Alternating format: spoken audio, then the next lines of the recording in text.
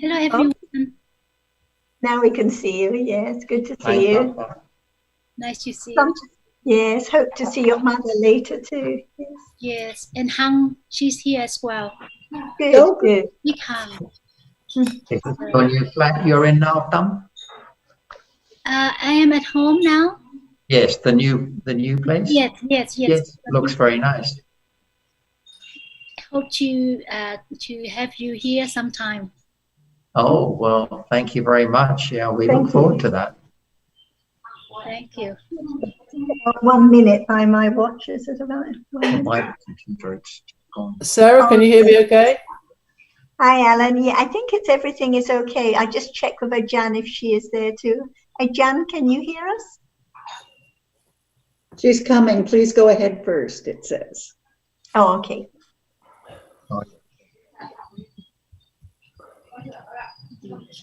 On the chat thing, it says that.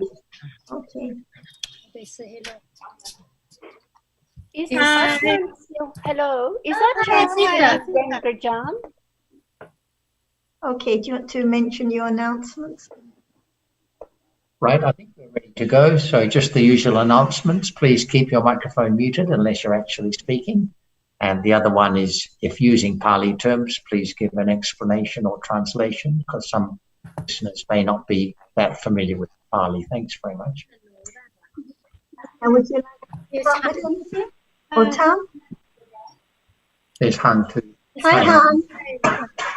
And Mr. Zhao, good to see you, Mr. Zhao. Nice to see you. Nice to be here with you, John. Hello, everyone. I'm here now. Ajan's here. Ajan is here now. Yes. Good. Hello, Ajan. Welcome. Thank you for joining. Swadika, welcome. Swadika. Swadika. Everyone's faces. We have a lot of friends from Canada, England, Holland, Vietnam, Australia, Thailand, many places.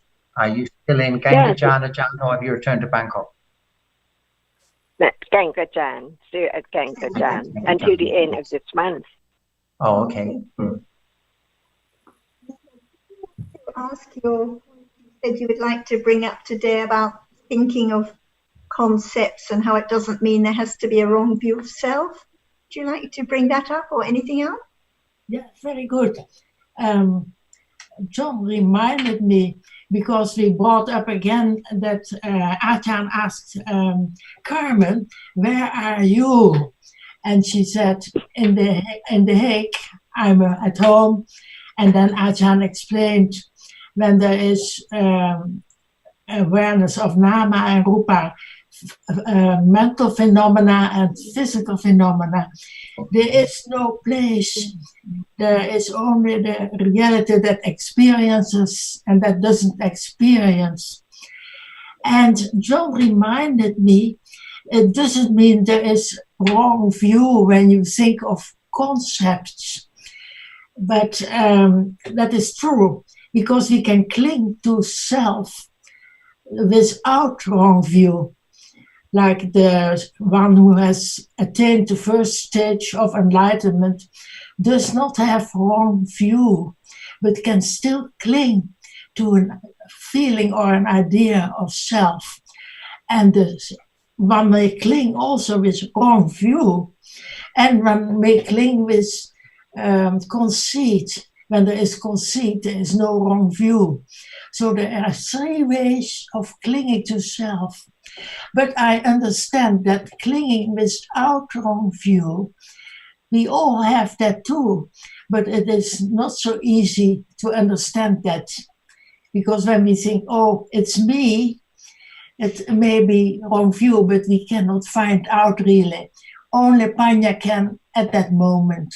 So I found it a good reminder that John gave to me, that it is not always wrong view when we are in the world of concepts.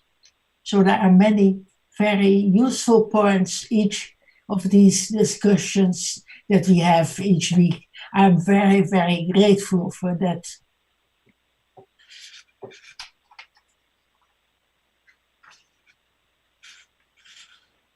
Yes. Can there be the understanding of wrong view as just a reality? This is different from talking about wrong view, but as long as wrong view is not the object of right understanding when it appears, there is only thinking about it. But Pativeda, Vipassana, Panya is not like that. At that moment, nothing at all. No idea about anything, because the characteristic of that appears as it is, as not in Holland or not in Kajan or anything. Seeing just arise at that moment, no place. And when there is wrong view, right understanding it as just a reality. If it does not arise, how can there be the understanding of wrong view as not me? It's just a reality which takes that for self. That's why right understanding learn to understand clearly and clearly about what else is self. Sanya, memory, Vedana, memory, Vedana, and other Sankhara, Khanda. See, this is the way to understand what is now, but it cannot appear to ignorance and attachment, but it can appear to right understanding, which begins to see just one at a time, more or less by conditions. This is the only way to eliminate the wrong idea, to cling to whatever appears as self or something permanent. Only through Panya and by Panya, not the other reality can perform that function at all. So Panya is not self either. It's there when there is understanding of whatever appears. No one prepared to have it, no one can make it arise, but there are conditions immediately, instantly, like now. Whatever arises is instantly.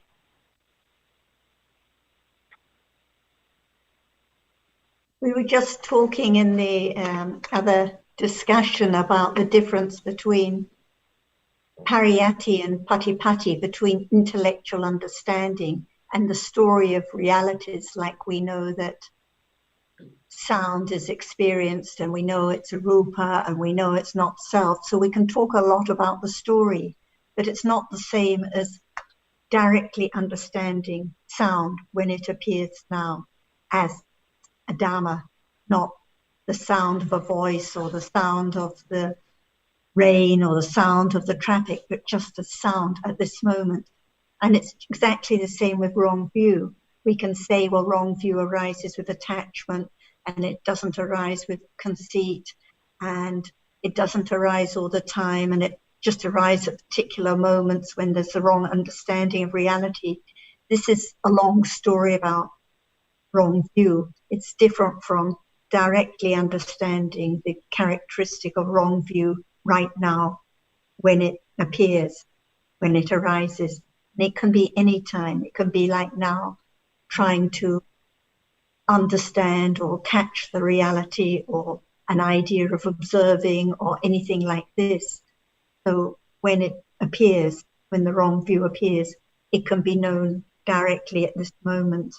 Otherwise, it's always just repeating the story about wrong view or any reality. It's very helpful that you say a story about wrong view. A very good reminder that we think about it instead of the direct experience. We can Yes, think forever about the story of it and never actually understand the reality right now when it appears. So it always has to come back to now and what appears now.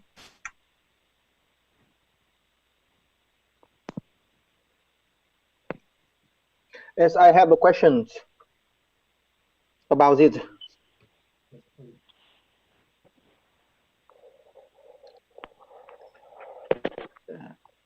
Sarah, I have a question about Yes, it. go ahead, Sun Mai. Go ahead. We can.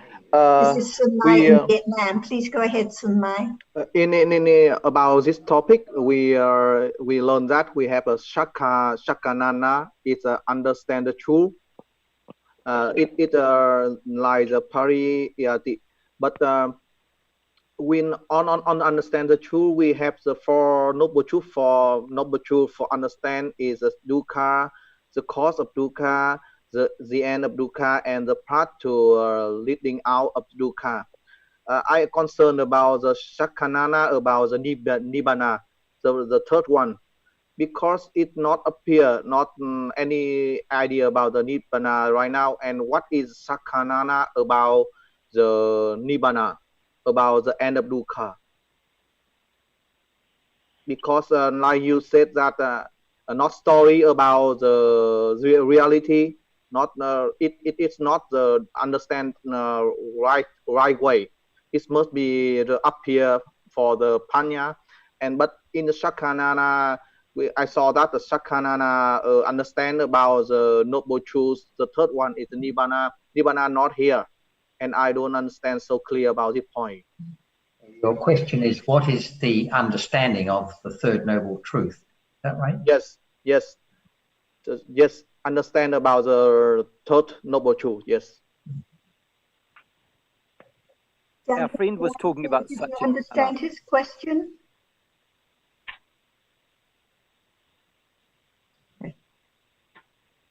Go ahead, May I Sandra. say something? Yeah. You talk about Satyayana.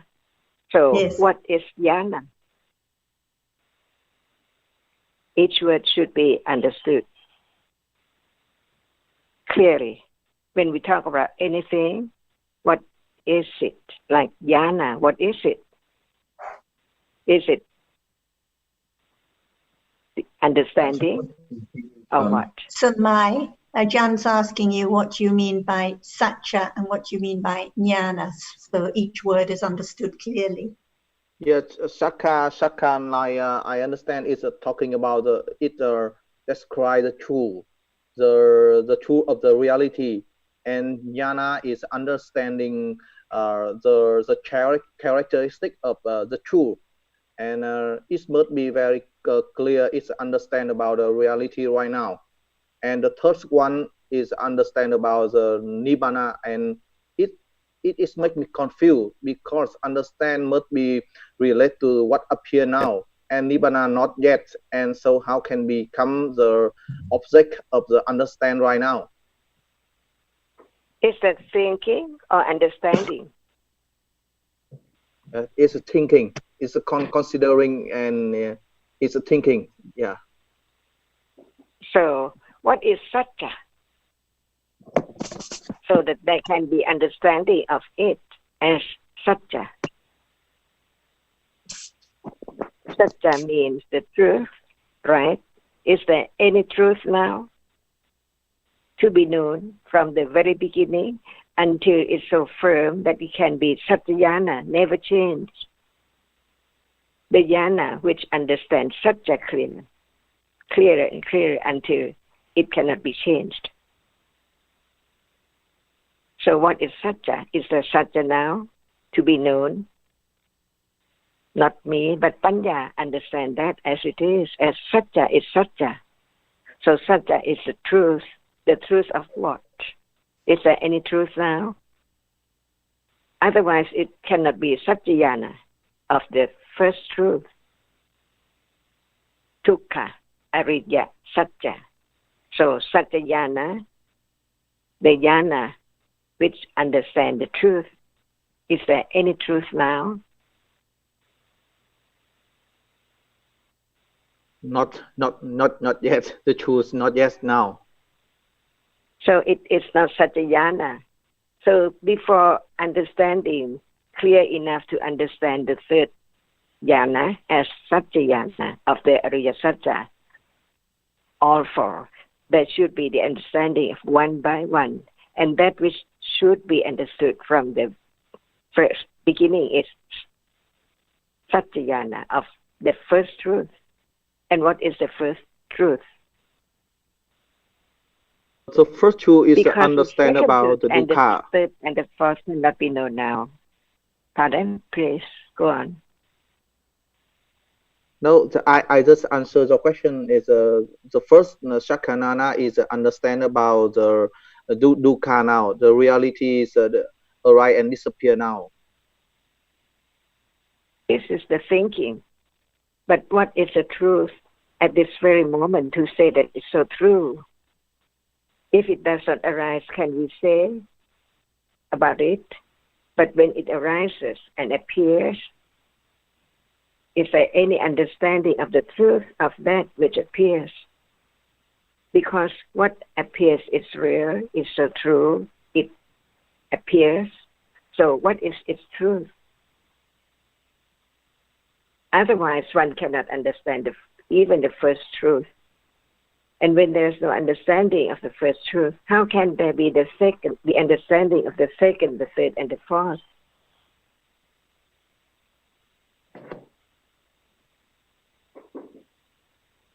Without understanding the first truth and the second truth, there is no way to understand the third truth at all.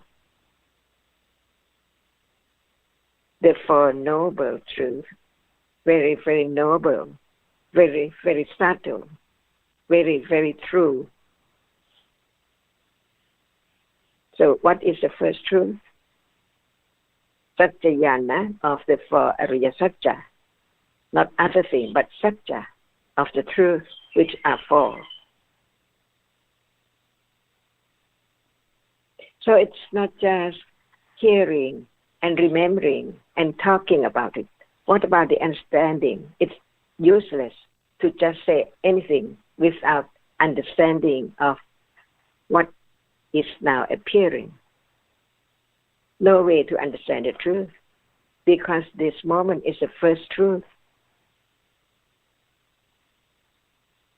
With the second truth, which is more difficult to understand. Not just understanding the word, but understanding the truth of it. So it's not just thinking about, oh, it's that, and I know, and I understand. No understanding of Dhamma.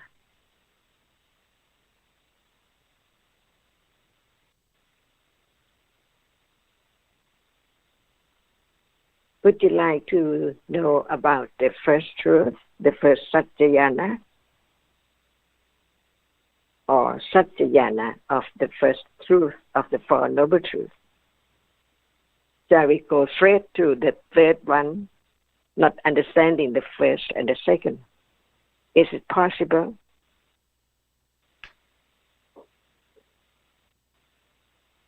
Yes, with my understanding, it's impossible, but it's so on the part we learn about pariyati and also the shakanana. It's not the same, right? Shakanana is a little bit higher. Understand? I understand, right? A little bit, or not bit at all. To be truthful to the truth, Satyayana, which is Parami, Satya Parami.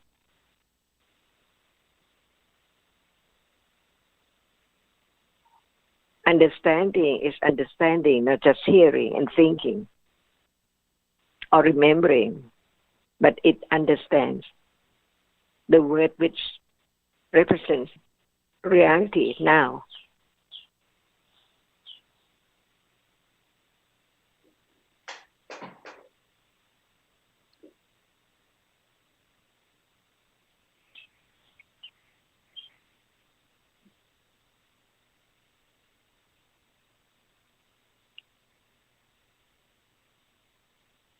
Is dukkha Ariya Satya real? Yes. Is there now dukkha Ariya Satya, not Ariya yet, but dukkha Satya. Dukkha yet sometime not all the way appear like dukkha. What moment does it have or be dukkha? What Something moment is not dukkha? moments not dukkha because we don't recognize anything at all. We think it's me, and we think it's permanent when, and the characteristics of dukkha not appear right now. Is that true? It's because not recognized, and I think it's not dukkha right now. It not appear. So is that true? Is what you said true? See, It's we maybe have the to thing, maybe the look at thinking. hearing. Yeah. We have Yes. to consider the truth. Is that true? The truth is in my understanding. True is my understanding. Okay, okay. So you think that that is true, right? Yes. Sometimes there is dukkha and sometimes not dukkha. Satya. Satya is Yes. the truth, the absolute truth. The truth is the truth. So what is the truth? Is there anything real or true? Dukkha, dukkha, satya, not ariya, satya yet. Because ariya means the highly developed panya, which can directly experience the truth of whatever appears as something. But what is the truth of that? Which one takes for something? So there is no understanding of the truth of the first truth yet. So it's impossible to understand. Why do we listen? What for? What is the purpose? Not to attain the third truth. But each word of the Buddha brings about understanding the truth that he had enlightened through his parami, years and years and years before the truth appeared to the highly developed panya. So panya understands the truth as the truth.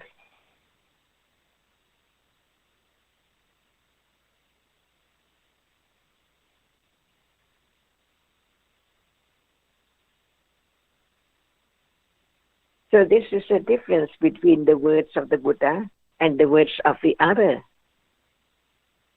person who's not Buddha at all. Much difference. Because each word of the Buddha is so true, it can be known, understood.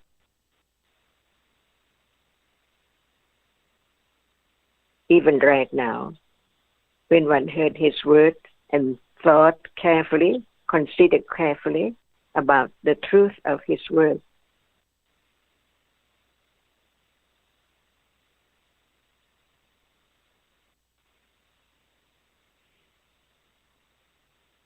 So what is dukkha now? From his own word, the Buddha's word.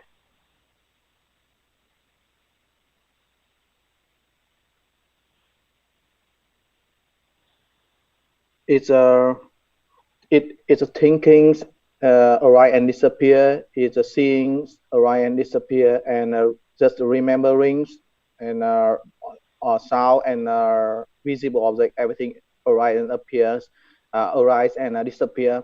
Nothing lasts, and no one, no self at all. It's my understanding about the first choose dukkha. Why is dukkha? Because of it's not under any control of anyone, not under the idea of become or not become of anyone. It's by condition, and also so we haven't any power for it. This is true, not under control by anyone. It's so not, in life, what is not the first truth? But it's not dukkha in this life. Is the thing that is not dukkha? in this life? Seeing is dukkha. Not everything is dukkha in life. If with right understand, everything will be the dukkha. Only with ignorance and nothing, we can see the dukkha is something pleasant and is not the right understand. Is pleasantness dukkha? Yes, it arise and disappear. So what is not dukkha? Just nibbana, but on the level of the area, not me right now. Why nibbana is not dukkha? Because the nibbana is a very high develop of understand can experience nibbana. It's eliminates some defilement kilesa, and also the less and less kusala on this happen any kusala on the state of nibbana, and also nothing arise, nothing disappear, and so it's nibbana understanding. Sorry? Is nibbana understanding? Is understanding is nibbana? Does nibbana understand anything? No, understanding not the nibbana, and nibbana just the state experienced by the understanding. So how is the difference between nibbana and everything else? What is the difference? Because nibbana is not understanding, it's not seeing, it's not thinking, it's not anything. So what is the difference between nibbana and the other thing? Nibbana is unconditional, because and it not a Sankharas Dhamma, and the last one, the last is a Sankharas Dhamma, and by the condition. So can it be dukkha? Can nibbana be dukkha? No, it cannot. Why not? Because it's not depend on the condition. It's heaven. It's arise? Sorry? Does nibbana arise? No, nibbana not arise. So what arises and falls away is dukkha. Is that right? Yes, it's something arise and disappear. That does not arise. It's dukkha. So, is the nibbana now in this life? No, not yet. So whatever in this life appears, is it dukkha? Yes. So, is that whatever, everything which arises and falls away is dukkha? Yes. So that which, is there anything which arises, not dukkha? No, everything arise must be dukkha. So life is dukkha. Yes, all life is dukkha. Yes. Is panya, right understanding, dukkha? Yes, only panya only panya have a right understand about the dukkha. Does panya arise?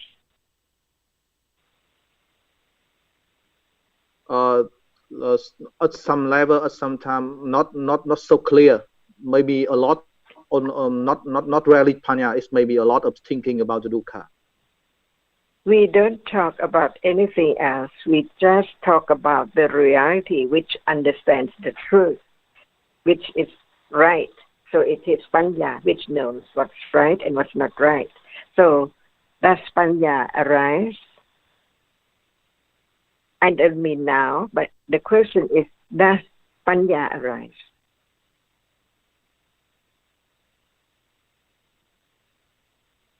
Does the reality of Panya arise? Like seeing arises, hearing Yes. arises. Does Panya arise? Yes, arise, yes.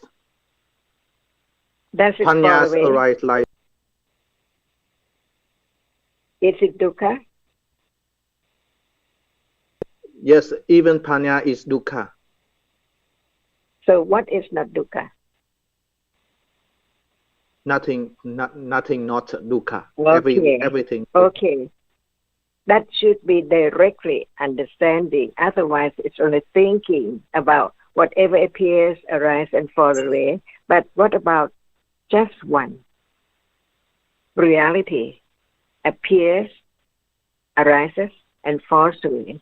If this reality is not the moment of directly experiencing it, is it different from now, which arises and falls away unknowingly all the time?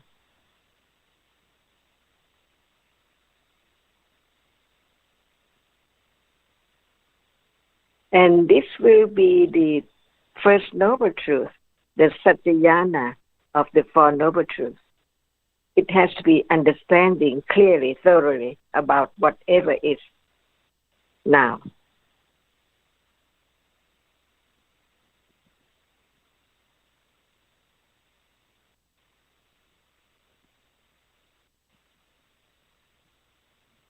So it's not just talking about the word, the name, the Four Noble Truth, but don't know what it is, and think just about wanting to experience the third truth. It's impossible, because right understanding or understanding has to begin from the very beginning, and stronger, firmer and firmer, until there's no doubt. And that's the meaning of Satyayana, of Pariyatti, of the Four Noble Truths, because they are altogether 12 Satyayana.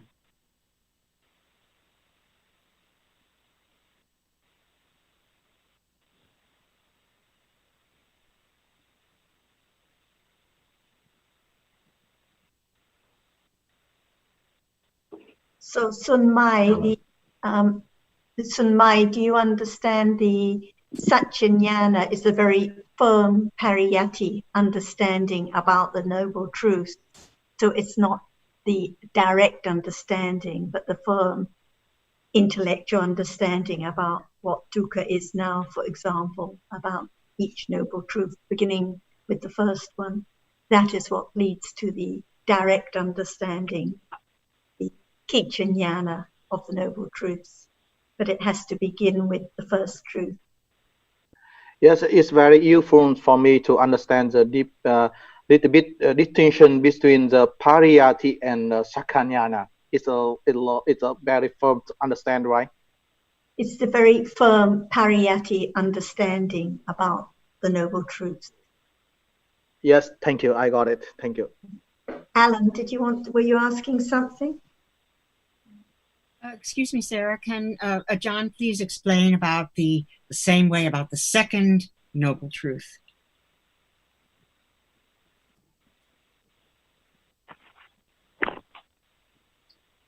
Is there still attachment to everything, or no attachment at all? Oh, there's attachment. Is it known? Is it what? Is it known now that it's there? Not at this particular second, no. See, that's why we have to understand the characteristic of the first truth before seeing the cause or condition, which is there to condition life non-stop, arising and falling away all the time. Because of attachment, there cannot be understanding of that which now arises and falls away, because it is attached to the next one, to the next one, to the next one. Not knowing that the one which is attached was gone completely, never to return. So without understanding the attachment which hinder the truth all the time, by being attached to something which is not the truth of that which appears and disappears, it's there.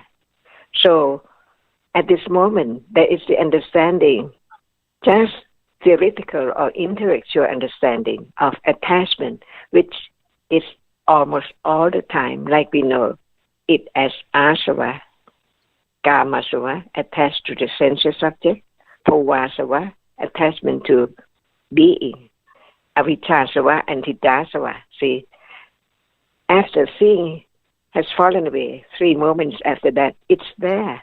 So who knows that it's there? Attachment, and the idea of I, or the idea of clinging to I, being I, all the time.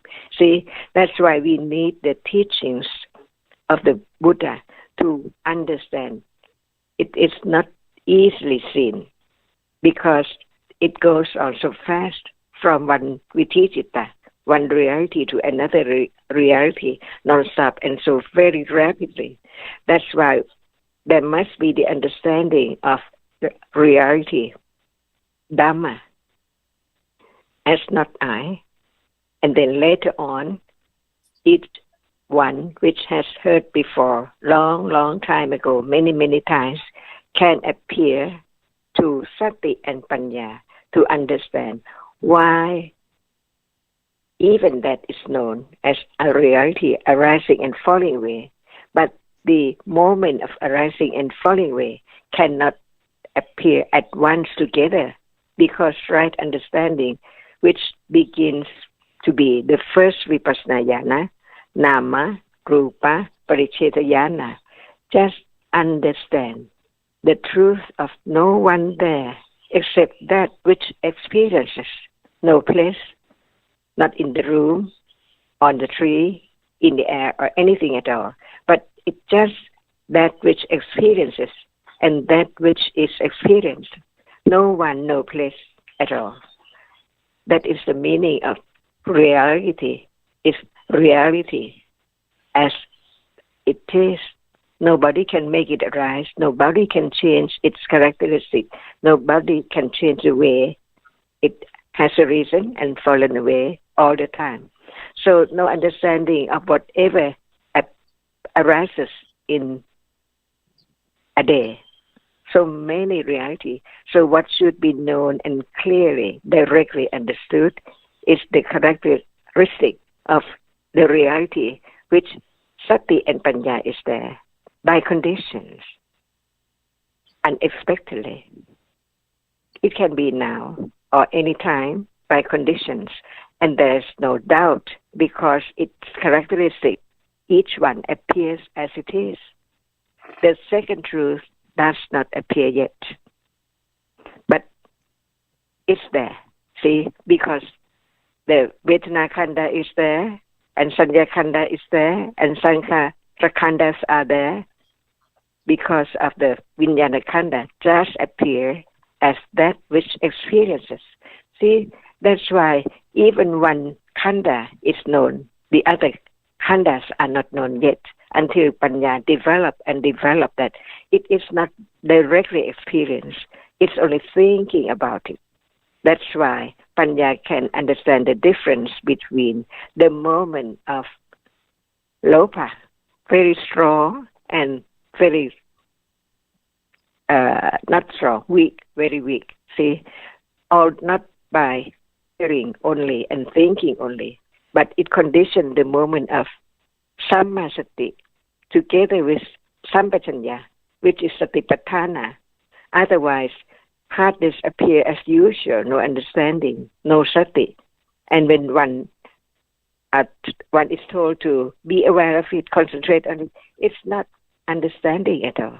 That's why there can be the understanding of any reality to be satyajana or satya parinya, which is higher than this, because it has experienced the nature of nama and rupa by vipassana jhana, so that it can arise and there can be understanding of that which hasn't been understood before, as it has been experienced directly through vipassana jhana.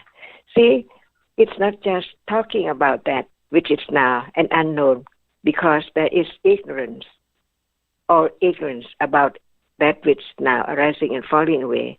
We can say that I like this, but what about before saying I like this? What about moment of opening one's eyes all day? Is there no attachment? See, so attachment to that which appears cannot be easily known until Panya develops understanding this and that by conditions to eliminate the idea of self who can do, but by the anatthaness of even the object cannot be chosen, cannot be selected, even time to understand cannot be selected, morning or evening or any time at all. So the understanding of anatthaness develops from understanding intellectual until understanding, which is satipatthana.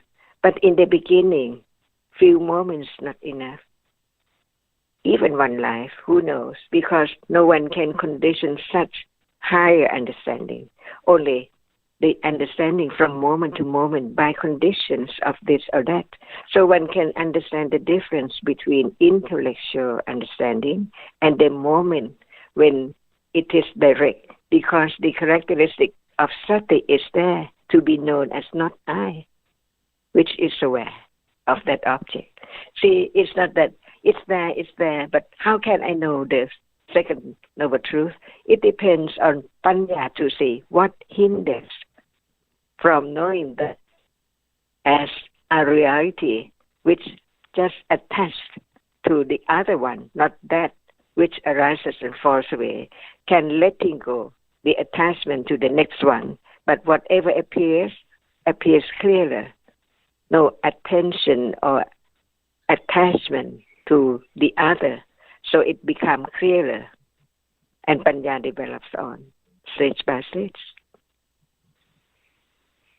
That's why it's the second noble truth. It cannot be known in the beginning.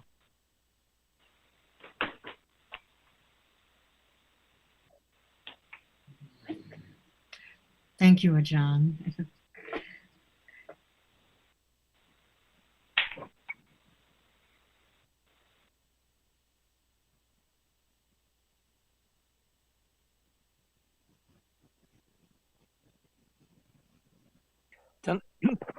Tanajan, perhaps you'd like to talk. I'd love you to talk about the third noble truth, because the third noble truth is, the extinction, about the realization. So how can you talk about the third noble truth and the way that you've talked about the first and the second noble truth?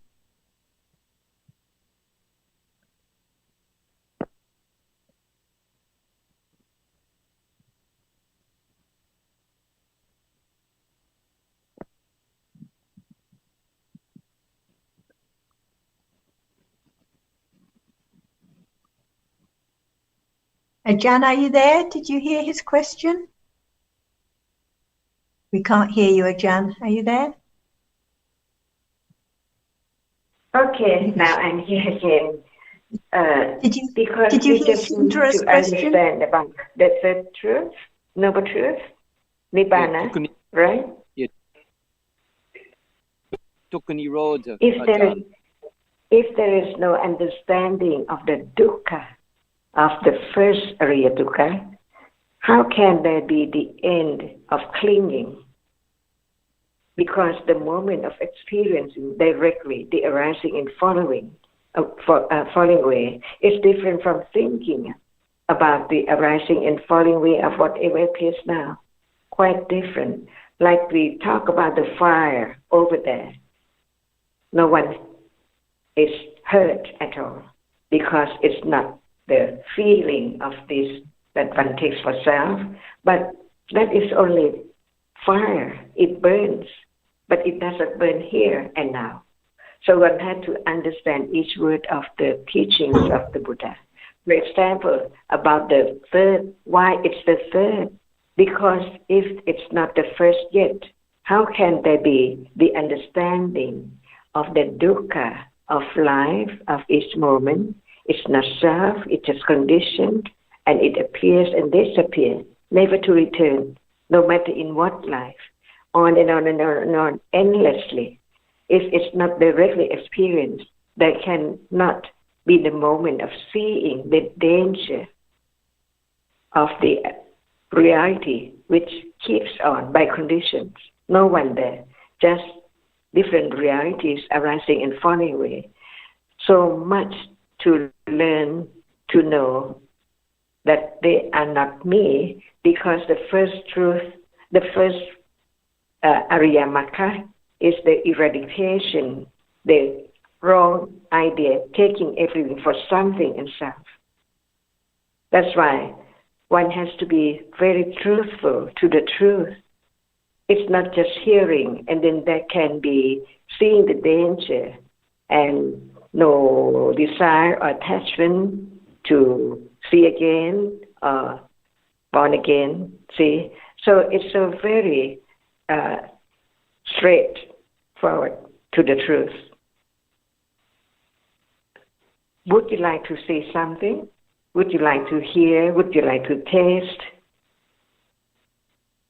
When it's not us and no one else, it's there all the time. I just want to go. I just want to hear. I just want to do. I just want to get. As long as there is attachment to that which one seeks for all one's life, craving for sensuous object, craving for the way to end life without understanding the suffering or the dukkha of life. So it's not true. That's why in order to understand Nibbana, there must be the understanding of that which arising and falling away by conditions. So when there's no conditions, there's nothing arise. That's why one understands the conditions for the arising of Nama and Rupa clearer from hearing the pariyatti condition, the understanding, which is satipatthana, more understanding by keeping on listening, because they are sankhara khanda, which condition reality which will arise according to sankhara khanda, kusala or akusala, with right understanding, with little understanding, or with more seeing the benefit of the advantage of understanding. See, it depends on conditions. That's why each moment is different. Not only each one is different, but even just one person, each moment is different. So without the fully understanding of the first and the second, there cannot be the moment leading to end the conditions, because one knows the conditions for whatever arises. Is it clear? Well, I don't know if I can say it's clear, John, but you always help me to make it clearer, and I very much appreciate your answer. And what I will do is during the week I will listen to it again, because when I listen to it again, it's much more clearer to me sometimes. So I very much appreciate your time and your very broad answer, because I find looking at the Dhamma from many different angles is always so very, very helpful. Much appreciation, Ajahn. And appreciate your understanding too.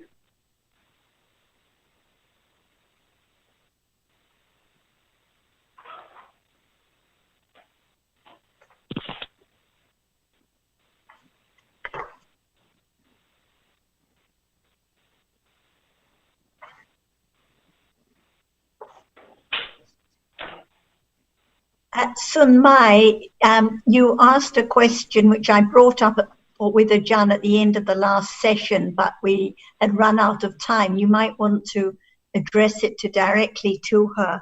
About, you mentioned that you and the Vietnamese friends have been discussing about the Vinaya and about situations and conducts of the monks, such as looking ahead and with eyes cast down and so on, and you were wondering about how one should read these references and study the Vinaya. You remember you asked that question and we discussed it. Would you like to just summarize your discussion and address it to Ajahn, because she didn't answer it? Yes, when we learning about Vinaya, it's almost of time is talking about the many situation and with the many rule, and with the learning in the Abhidhamma is only the Steta Sista, and Rupa, and some people talking about what does it mean when we must to learn the Vinaya. If we don't follow the rule, is not the teaching of the Buddha. But what is the true meaning of the follow the rule is also the topic we discussed. Ajahn, can you elaborate more about the true meaning of follow the rule of the Buddha in the Vinaya, for clear understand combined in the Sutta and Abhidhamma also? Thank you. Yes, but what is Vinaya? Shouldn't we understand clearer in the beginning? What is Vinaya? What is it? What does it mean, Vinaya? It's depend on some aspect of the understanding. Someone understand it's a rule of conduct. Someone thinking it's a way of the protects the himself, and someone think it is a way of purify them, clear their mind with the understand the unwholesome quality can be arise in the chitta, and it depends on many aspects of the who listening and who can considering about the Vinaya. Yes, but what is it? What is Vinaya? With what my is understand, the advantage or benefit of understanding Vinaya? With my understanding, Vinaya help me to understand some unwholesomeness state in a very in a many way. We can with the Vinaya is help me to easier to understand what is kusala, what is not kusala, and help me to more understand the quality of citta.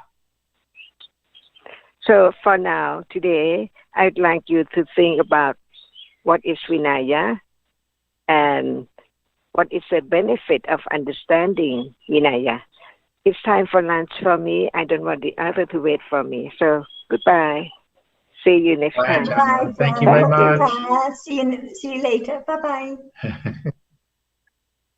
Sarah, I'd just like to make a point on that question that was just being addressed by Ajahn and was asked by our Vietnamese friend. Because last week I said that I didn't believe that the Sakyawata were part of the 227 rules. Now that was wrong. That was incorrect. I did some checking during the week, and the Sakya, or the training rules, which there are 75, they comprise 75 of the 227 rules, and they are subdivided into things like proper behavior and deportment, bhojana, patisamyutta, those connected with food, eating, collecting of food. Also what's called Dhamma Desana, patisamyutta, which is the rules which govern monks' behavior when teaching the Dhamma, and what's called Pakinnika, which we're familiar already with, means miscellaneous. So there's 3 other miscellaneous rules. So these Sakyawata, or training rules, they are part of the 227. And last week I said I didn't think they were, but they happen to be so. Okay. So I think, Sunmai, Ajah's question to you, for you to consider, was what is Vinaya and what is the benefit of understanding it. So the purpose of Vinaya isn't just to follow rules like one can do with ignorance and no understanding of the teachings. This isn't what Vinaya is about. So it's not just a set of rules to be followed. What is the purpose of Vinaya? The purpose for the relinquishing of akusala states. So the Vinaya is all about akusala and the understanding of realities for the purpose of relinquishing akusala in order to develop the path, live the life of the Arahat. So it's not, the Vinaya isn't just a set of rules. Without the development of understanding, without the development of Satipatthana, then there is no following of the Vinaya. And one of the questions I just asked was, what is the meaning of Vinaya? So I think there's something to be discussed there too. Does anyone want to have us answer that? Let us know what Vinaya means, the word. Well, Vinaya comes from the verb, I believe, vinayati, which means to lead. In this case, Vinaya means that which leads out or leads away from, obviously leading away from kusala and leading out of samsara, and all the different 227 rules relate to behaviors of monks that were not very helpful for leading out of samsara. And they were reminders, as Nina has spoken about often. There are just many different levels of akusala, some really quite subtle, and of course some very quite gross offences, which meant the monks had to leave being bhikkhus. Then there are varying levels of seriousness, shall we say. But I think Nina pointed out that there are just very good reminders when we look at them, because I've had a chance during the week to look at some of the Sakyawata. Probably we're all familiar with the word Sakya, the trainer. Here they're called Sakyawata, means so like the cycle of behaviors of monks that,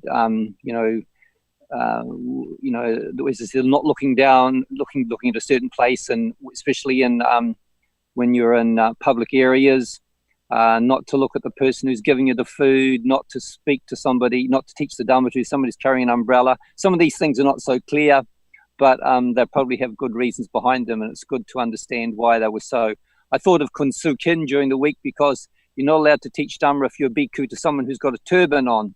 I think I can understand it, but I don't think I need to go into it right now. But I think all the rules there to do with behaviors that don't conduce to kusala or don't conduce to leading out of samsara. That's been my understanding of that way. Remember, as whichever part of the Tipitaka it is, including the Vinaya, it has to be to do with the understanding at this moment. So if it's not the understanding of akusala now, then it's not the understanding of what Vinaya is. So it always has to be together with understanding at this very moment. Otherwise, one can give the appearance of following all the rules, but if there's no understanding of reality now, then it's not any kind of observance or training. The training that's talked about, the Sika Karaniya, has to be understanding of reality. And the one who is the trainee is the Sotapanna, who has no more wrong idea of self. Alberto, we were discussing it too. Do you want to add anything else?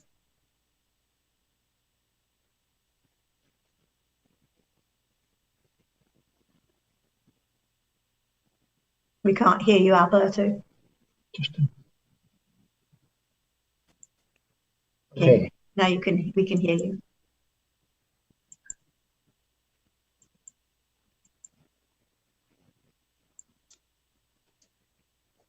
Yeah, can you hear me now? Now Yes. we can hear you. Yeah, another thing I found interesting was that at the end of the rule, there is a section which says it's not consisting it's not breaking the rules if it is done unintentionally, it is done unthinking or something to that extent. So there are a lot of it's not like a rule, general rule, because there are so many exceptions to this section of the Vinaya. And also, so it doesn't apply all the time or to all people. I think it's quite a subtle set of rules. These 75 secure rules are not like the one like about stealing or killing or sexual misconduct. Are a different set of rules, which I think is more like to do with the behavior, but not much as a rule, but just as you say, sikha, by studying realities. It's all about studying realities, not really about like there is one that says not staying with the arms akimbo, and also I think also it says that it has to be done with the intention to harm or to I don't remember the word exactly, but it basically means with the intention to deceive or harm, like looking around with the intention to, I don't know, maybe,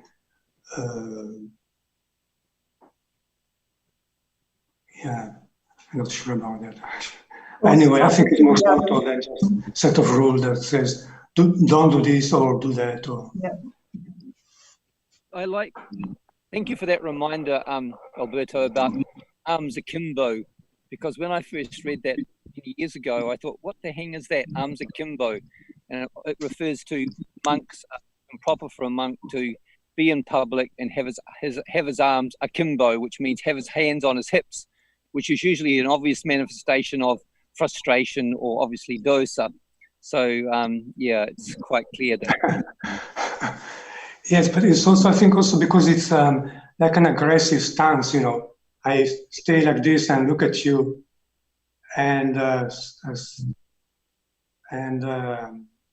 one. If I do it in such an with aggressive intention, that is breaking the rules.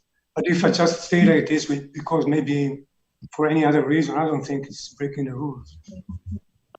That's my reading anyway of the rule. Well, I think, well, maybe my understanding would be if you have arms akimbo in standing in public places, that would be an offence. But even if people say they haven't got the intention, your hands are on your hips, it looks kind of slightly, shall we say, slightly unbecoming for a monk to be standing in public with their hands akimbo.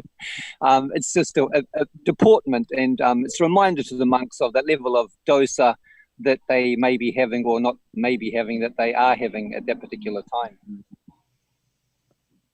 I wanted to add something.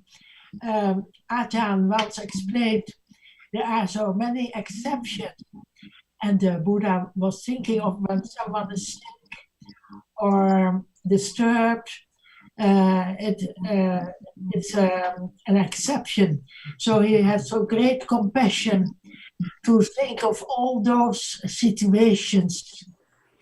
It was not so very stern or severe, but he wanted to help people.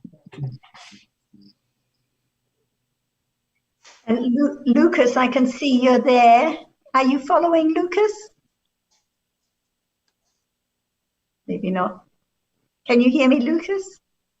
Oh yeah. I'm just lying down and listening to you. So just carry on. Were you listening to Ajahn? Yeah. I listen to everything. Yeah. Good. Glad to see you here, Lucas. Yeah, you too. Okay. So I will be following you. So no worries. Good. Good to see you here. Kun John, Kun Sarah, can I say something? Yes, please, Trin. Yes, I was reading the introduction to this book, Buddhist in Daily Life, in the section called Remembering Alan Driver. Oh, yes. and he was telling Nina in India about that he wanted to be like Upali, the monk most eminent in the Vinaya. During the years of his monkhood, he wanted to keep the Vinaya perfectly, but he had difficulties to find a place where there was a perfect Vinaya, which has to go together with the practice of Satipatthana. He understood so well that this should not be separated. So it's all about understanding realities, and that the monk, as a bhikkhu, can develop understanding of the realities right then or right now of whatever Dhamma is there. And it has to go along with the development of right understanding. It's just a good reminder. Thank you, Kunina. Yes. And we just, I don't know Kun Alan, but it would be nice to talk to him. But right now, I can just read it through. And in the beginning, he had the idea that the monk's lifestyle, because of the amount of time available for study and reading, that it was more suitable for the development of Pariyatti and Satipatthana because of having more time to study Pali and so on. And then he realized that this is not the right way of understanding. It doesn't matter how busy one is in one's daily life, how occupied one is with worldly chores and taking care of family and so on. Seeing is seeing, hearing is seeing, hearing. There can be understanding, awareness any moment at all. So what's important is the understanding, not the amount of book study of the Vinaya or of Pali or anything else, but the understanding at this very moment. So when he disrobed, he appreciated that it's all about the development of understanding right now, this moment. In the part of purification, in the section about the Vinaya or the Sila, it also talked about like different levels or aspects of keeping the rules. And so I remember that in the first one, it's mentioned about a restraint by the restraint of Patimokkha, and then later on the guarding of the senses, and about the keeping, I don't know how to call that, earning life in the pure way. And another one is about the 4 requisites. So it said that the restraint by restraints of Patimokkha needs faith and trust. But for other aspects, sati and panya are needed. And even later on, in order to really develop good sila, there cannot, understanding cannot be lacking. Like even at the beginning, if there can be some faith, like just in the case of our friend monk, your friend monk, he first wanted to have to develop good sila as being a monk, but without the development of understanding, it's very difficult to do that. And it's the wrong idea when it's the idea that I will follow good sila first, or I will follow Patimokkha sila, but without understanding, and then later there will be understanding. The understanding has to be there from the very beginning, as Krin just mentioned. So even when we read about Patimokkha sila, it has to be together with understanding. Otherwise, it's just an idea of following rules, like having one's eyes downcast, but not understanding anything about the citta at that moment. Like now, when we look at our friends, it can be with understanding, or it can be with attachment. There's no intention to harm anyone. So it has to be with understanding from the beginning, not just following rules. So anything we read in the Visuddhimagga, no matter it's in the first section or the second section or third section, actually it's about the development of Satipatthana. And I read in the Visuddhimagga talking about three kind of panya, and it's a skill. It talking about skillful in improvement, in achievements, and in means.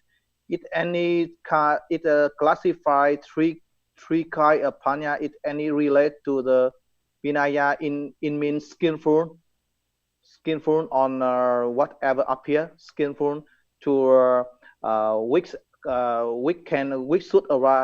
should do and which shouldn't do. Three mentioned. Sorry. What are the three kinds you mentioned? Three kind of the skillful in improvement, and achievement, and also the last one in means. And in classify some how many kind of panya, and we have a section talking about three aspects of panya.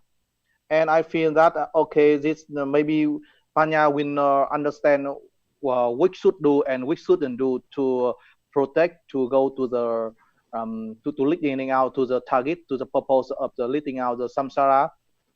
And it is, I think it's a spare starter point, because it's very easy to relate to idea of I should do, I shouldn't do, because it's relate to the idea of I.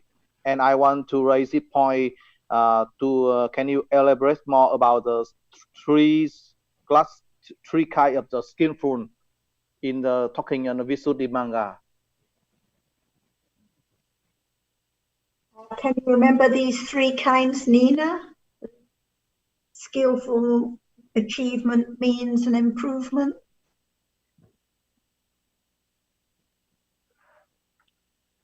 No. No. I think sometimes we can talk about skillful in a conventional sense, but when it's skillful in terms of panya, whichever words are used, it's talking about the development of understanding, which leads to satipatthana and the direct understanding of realities. But I have to check those terms. Maybe it's another one for next week. Yes. Yeah. Can I add something for the Vinaya? Go ahead, Meta. Yeah. So the Vinaya, it's not the 273 rules for the monk to behave. That is the idea of self. Try to follow the rules. There is no understanding. So the Vinaya is Dhamma. That lead out the kilesa that I heard from Anajan. Yeah. And if it's not about dharmas leading out of kilesa defilements, if it's not the leading out and the eradication of kilesa, then it's useless, because it's not, the purpose is not just to follow rules. Like we can say we're not going to do this, and we're not, but if there's no understanding, no leading away from the idea of self and I can do and I can follow. Yeah, that's right. No understanding, there is no self. Linear taught by the Buddha, yes. Yeah, there's no self trying to follow. Yeah, no, that's the point from the very beginning, and that's why even Patimokkha Sila has to be about the understanding of dharmas as anatta. Otherwise, it cannot lead away from kilesa and the accumulation of more and more kilesa. Yeah, that's a good point. Thank you. That makes me think of the commentary to the four Satipatthana Suttas. I think it also mentioned about like different aspects of panya, understanding of the suitability. I don't remember all of them, but something like that. Do you remember? Yeah, the four kinds of sampajanya. Yes. Sapaya Sampajanya and so on, knowing what is suitable for development of understanding.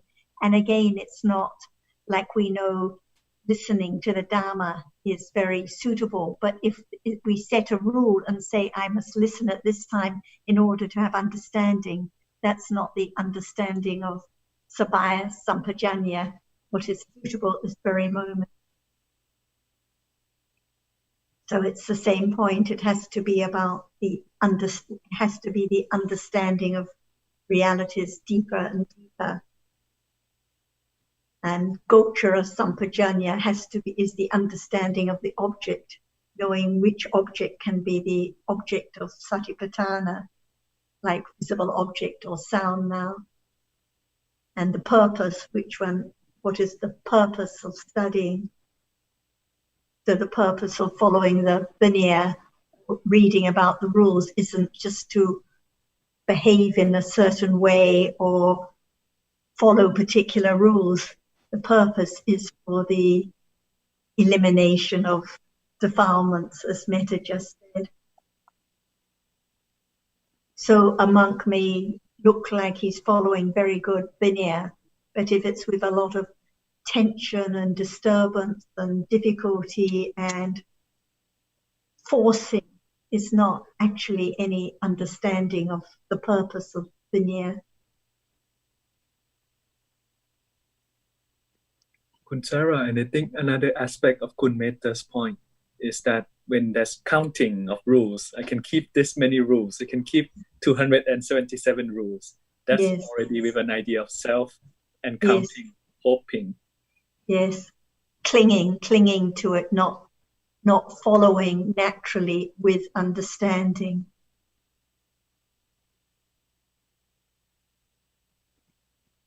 Just mention at this point, there's 15 minutes remaining for the session, so if you want to answer your questions, now be a good time to bring them up. Thanks.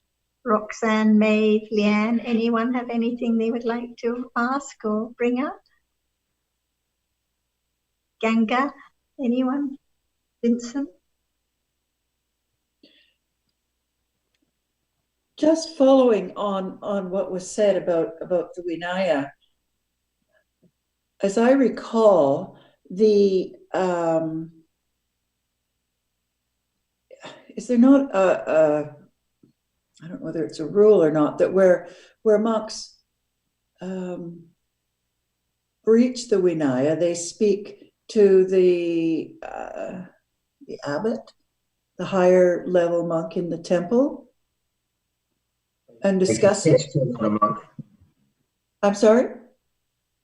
They confess to another monk of a certain rank, yes. And that the purpose of that, if one is looking at the Vinaya as a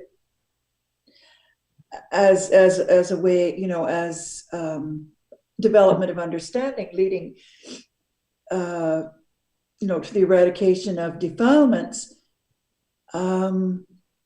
this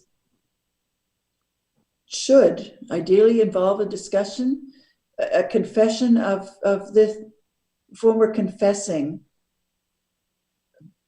a breach, depending on how one defines it, it changes the meaning of a breach of defilements a lot when you talk about it all involving understanding. Is that basically, would a confession of that be talking about one's lack of understanding? I'm trying to picture how that might work today when there is not that much understanding of the Vinaya as it was meant to be.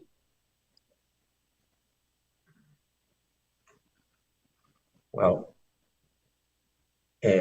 we can't say what level of understanding would be involved in a confession. It depends on the understanding that's been developed. So for someone with, say, no understanding, then it's just a formality, following the rules again, going through the procedure. And for someone with more understanding, then, because the Buddha said that the acknowledgement of a wrongdoing together with the resolution not to let it happen again if possible is counted as progress. the Dhamma, he was referring, of course, to wholesome mental states. Right, and understanding. So, yeah. Well, not this wholesome anyway. Yeah, with understanding for the person of developed understanding. So it just depends on the individual. But I suppose there's the other aspect we haven't quite mentioned, and that is that if as a monk there is a breach of the rules and no confession, for example, or so regardless of the level of understanding, can bring disastrous results for the future of a monk to live as a monk but with bad vinaya. Yes. So regardless of the level of understanding, there is a requirement that rules be observed. Okay, thank you. When Alan, who Tring mentioned, disrobed and he gave the appearance of keeping very excellent vinaya. And when he disrobed, life was very difficult for him as a layperson in many ways. But Ajahn's comment was, it's much better because it's more natural, because if one's living the life of a monk and it's forced and with tension, no matter, it seems that all the rules are kept perfectly. It's not the right way. So even if life as a layperson is full of difficulties and temptations and breaking of precepts or whatever, understanding can develop naturally. It has to know those accumulations as they are. If they're not known as they are, then understanding is blocked. It can never develop.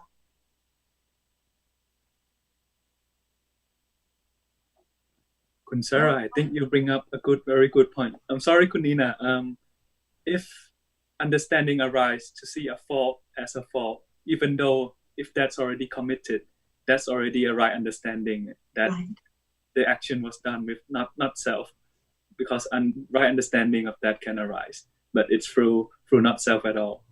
Thank you. And that is such a parami, truthfulness that John was talking about, such an understanding truthfully what is accumulated at this very moment. If there's no understanding of attachment right now or wrong view when it arises right now, then it can never be known, it can never be eradicated. So being brave and courageous to truthfully understand the accumulations as they are right now at this moment, no matter how disturbing or difficult or however they are. I remember what Maeve said at the end of last session. She said about natural development, and one has to go back to that again and again. And she appreciated that point very much.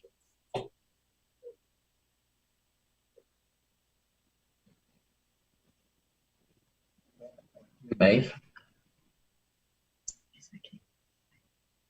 Not yet. Comment on what Nina has just said.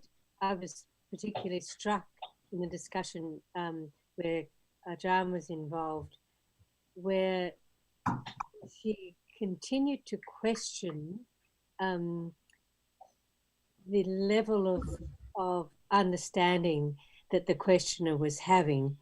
And I found that to be very helpful by way of just peeling away the levels of misunderstanding and wrong view, and how useful it is for ourselves to apply that, as far as not assuming that there is understanding there, as you've just commented, Sarah, about being prepared to accept the level of wrong view that is present, you know, the type of accumulation, the depth of accumulation that is there, and not just assuming that, oh yes, you know, because there's that familiarity with concepts, just for example, the Four Noble Truths or the Eightfold Path, that the depth of understanding that Ajahn was, I suppose, searching for, it's important to know whether that is there or not, and that line of questioning, I just found it very, very helpful to hear what she was doing in a very compassionate and helpful way. So it's really just a comment as opposed to a question.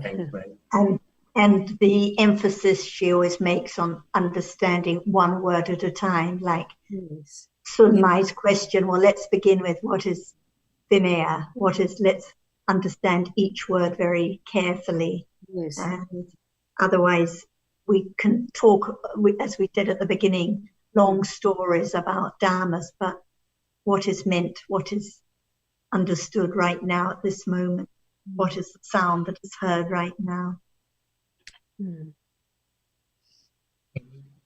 Questions or comments from Vietnam, from Hoi An and Villa?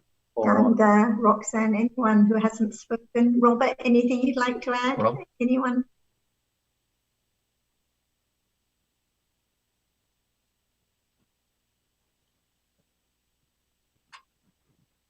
Naman Nguyen, do you want to add any comment or ask any question before we finish?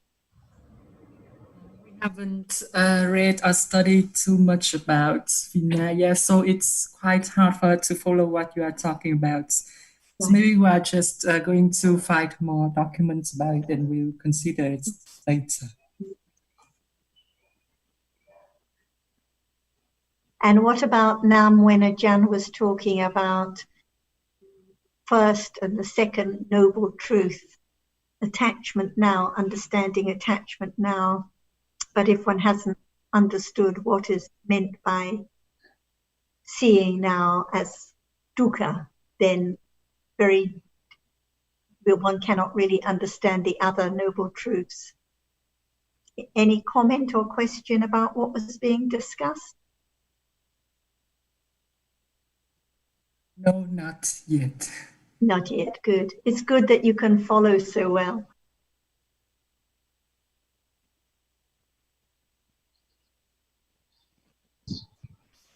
So I just found the part concerning my son's question. Should I go with that or it's too late? No, please go. We've got 5 minutes or so. So later on in the Visuddhimagga, they explain about it. It is increase, that is called improvement. That is actually I read again. So this is about the part where it talks about how many kinds of understanding are there. So there are many different ways of classification, and one is still in improvement, detriment, and means.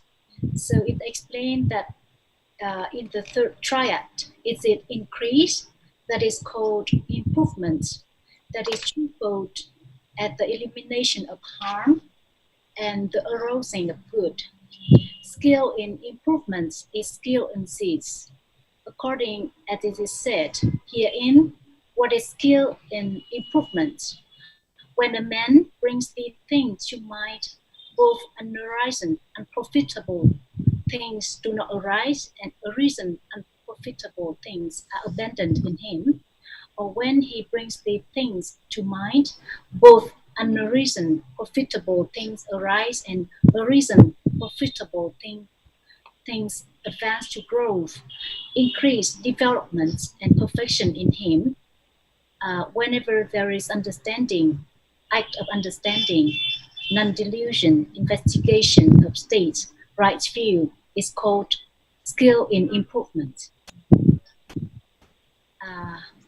So it's like it's talking about when right understanding, Satipatthana, develops, the 4 right efforts develop with it. So it's like talking about the 4 right efforts along with understanding.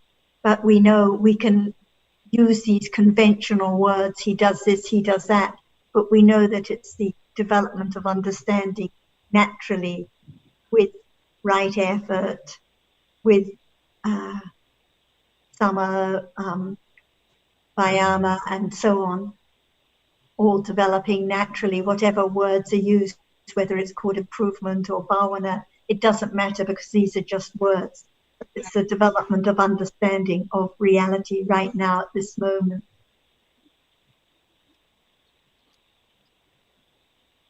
So bhavana is like the development or the improvement of understanding. Right. So next, non-increase is what is called detriment. That also is twofold, as the diminution of good and the arousing of harm. Skill in detriment is skill in those, according as it is said. Herein, what is skill in detriment? When a man brings the things to mind, both unreasoned, profitable things do not arise, and so on. So it's the opposite. It's the opposite of the development of understanding. So it's like the wrong path.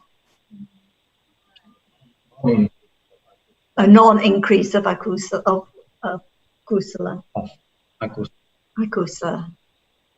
Oh, the non-increase of akusala. Yes. Could Tom give the quotation in the number where I can look up and the Vinaya, and the Intl.Dhamma, I mean. The quote that she was just reading.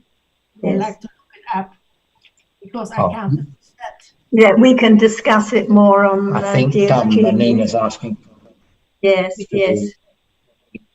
Maybe you can put the quote on DSG, then we can discuss it and look at it. It's more easy. It's more easy. Yes. Check the Pali. Anyone else have any questions or any points we want to bring up? Otherwise, we'll leave it until next week. Oh, okay. Thanks, everyone. Very nice to see you all again. And thank you for the discussion. Thank you. Very useful. And see you all next week. Have a good week. Thank you so much. See you soon. Yes. So you see you.